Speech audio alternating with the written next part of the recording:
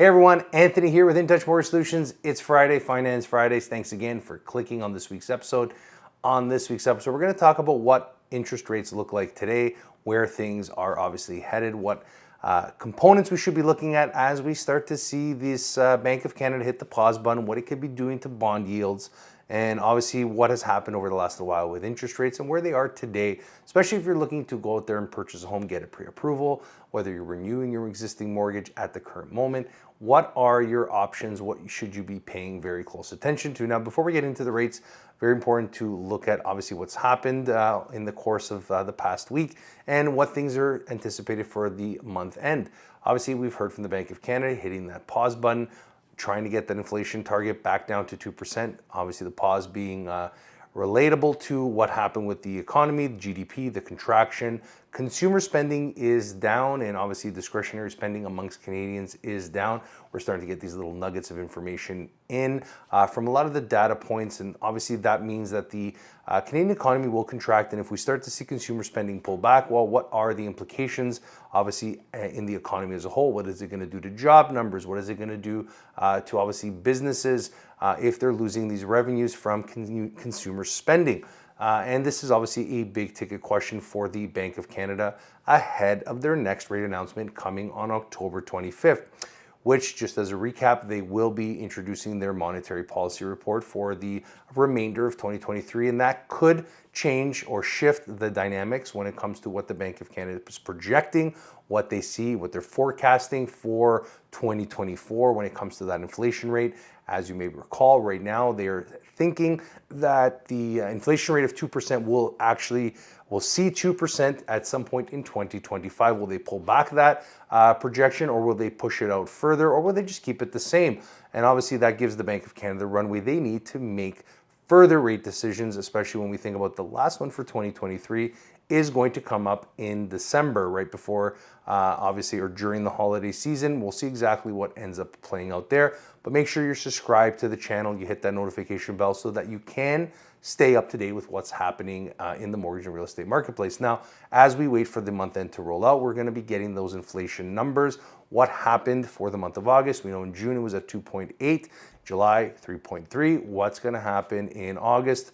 Right now, I think they're averaging around 3%, but we'll see exactly how those numbers play out and if that's going to impact the Bank of Canada's decision ahead of October 25th. And more importantly, obviously, something's changing with OSFI, the Office of the Superintendent of Financial Institutions. OSFI has put in guidelines that requires these banks to change their home equity line of credit, or those HELOCs. Obviously, if you have one of these products, you might have already got correspondence from your lenders, especially Scotiabank, but other lenders are going to have to pull back these particular lines of credits, especially if they were a bundled program where you were getting a line of credit and a mortgage together at a maximum of 80%. Now they're going to be focusing on these lines of credits to make sure that they are within the 65% loan to values. And we will talk about this more in a future episode. And at that particular point in time, they were much lower than they are today, exactly 1% for most products, cheaper than now. So obviously that could also impact Canadians' qualifications. That will impact Canadians' qualifications when it comes to their mortgage approvals. And this is the big conversation as the Bank of Canada continues to maintain rates higher for potentially longer. That will obviously have an impact on Canadian spending. For investors, a lot of them might be offloading some of their rental properties as the cost to carry these products might be extreme for some. Obviously, with rents being elevated at the current moment right now, a lot of information is going to have to come out, especially as we wait for the month end. We're going to start to get some of those real estate data numbers. Inventory levels might potentially increase, and obviously what that could mean for the future of the Canadian real estate market and what it could mean for the Bank of Canada, mortgage rates, so on and so forth. So just make sure you subscribe to the channel. We'll be talking about these things on future episodes as well. But right now, let's get into some of these interest rates right now. So what's important to understand when we talk about interest rates is what type of product you're getting. Very important to understand that, yes, that's a rate that you see posted. What are the pros and cons of that rate? What is the rate offering you in regards to prepayment privileges? Are you allowed to put 5%, 10%, 15, or 20% down? What are the clauses? Are you allowed to refinance that mortgage? Are you stuck there for 5 years? Or is there a bona fide sales clause, meaning you can't refinance? The only way you can get out of that mortgage is if you sell the home, and obviously understanding the penalties because they do change from lender to lender, especially from conventional banks, those major top tier banks versus some of these broker friendly banks. Always important to understand that. And most importantly, with an insured product, if you're buying with less than 20% down or buying with more than 20% down, if you're looking for a 30-year amortization, or the maximum you can get is 25. Obviously, these are some very, very important tidbits that you should be paying very close attention to. And when we talk about insured mortgages, obviously, if you're new to the channel, we welcome you and invite you to subscribe. If you're an existing returning client or viewer on the channel, obviously, thank you again for coming back. But I'm going to quickly go over insured, insurable products, what they mean versus conventional products. In a nutshell, if you're buying a home with less than 20% down, well, it has to be insured. That means you're paying a default insurance premium to either Canada Guarantee or Sagan or Canadian Mortgage and Housing Corporation, CMHC, depending on the amount of down payment. Obviously, the cap is just under $1 million, so it can't have a 1 in front of it, has to have a 9.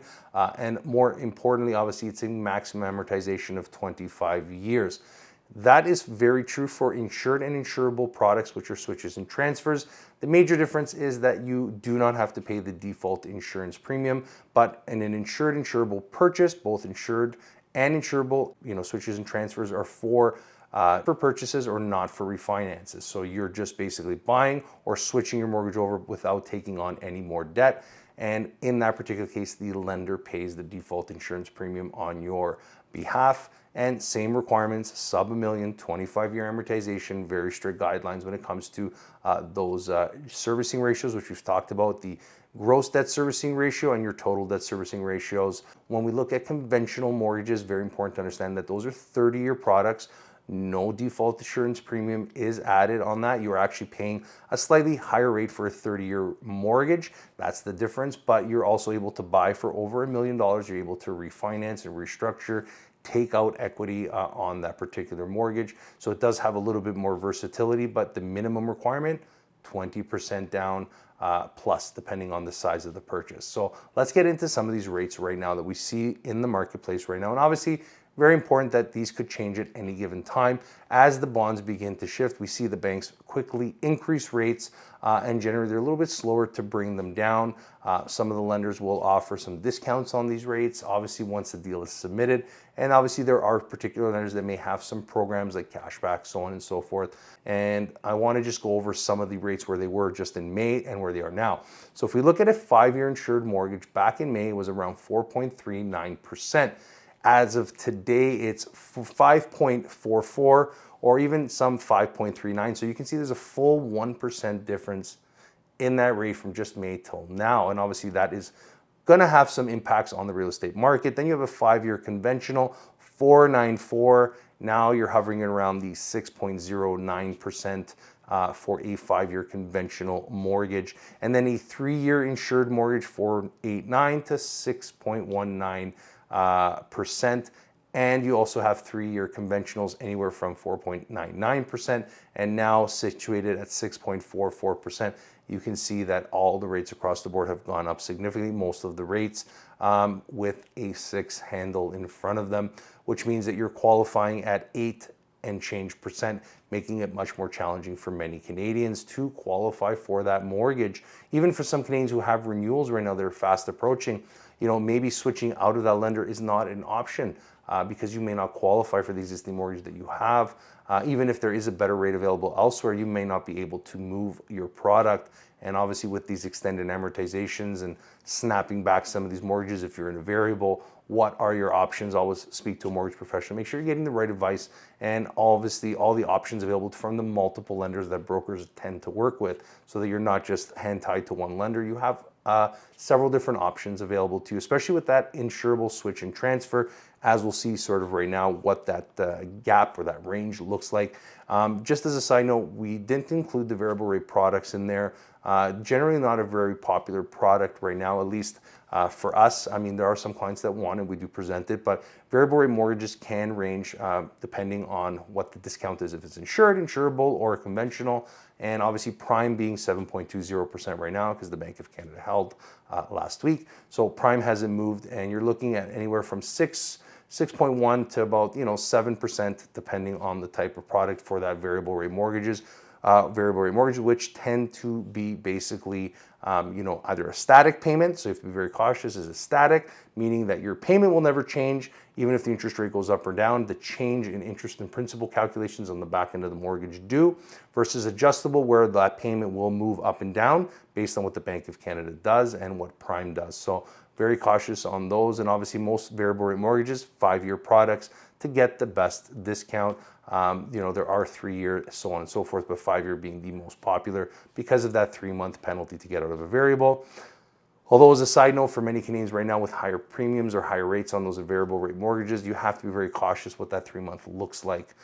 So before you break that mortgage, always find out what that penalty looks like if you plan to get out of your mortgage. And looking at a 5-year, basically we've talked about the insured mortgage, 5.44%, insured, insurable switches and transfers starting at 5.44, all the way up to around 6.09, give or take, and then conventionals in and around that 6.09% and lower, depending if there's a promotion happening. So a 4-year, 5.84, you're looking at 5.84 to 6.04, and to some regards even lower depending on what lender, what insurable product it is, or if it's a broker-friendly bank or a conventional bank.